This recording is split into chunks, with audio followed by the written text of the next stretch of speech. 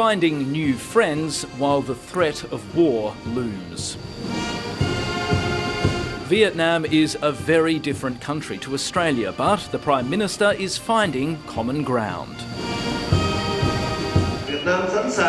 Vietnam is keen to enter a new chapter of strategic collaboration and elevate the friendship with Australia to a higher level. Anthony Albanese announcing a raft of new agreements with Hanoi, including more than $100 million to help Vietnam decarbonise its economy, while both countries eye China's belligerence in the South China Sea with growing anxiety. The Prime Minister and I discussed our shared vision of an open, stable, secure, prosperous and resilient Indo-Pacific. The contested waters once again the scene of a tense confrontation, a Chinese warship deliberately cutting just metres in front of an American vessel taking part in a joint training exercise, forcing it to slow down. These issues are of concern.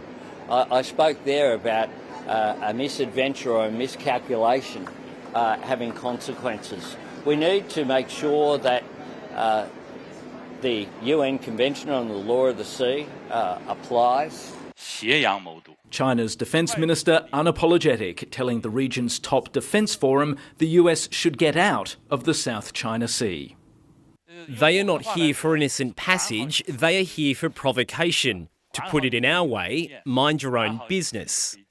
Vietnam wants reassurance from China too, and the stakes are much higher for Hanoi than they are for Canberra. The Vietnamese Coast Guard has repeatedly confronted Chinese vessels in contested waters claimed by both countries in the South China Sea. But Vietnam remains focused on building up its economy and doesn't want to risk angering its powerful northern neighbour.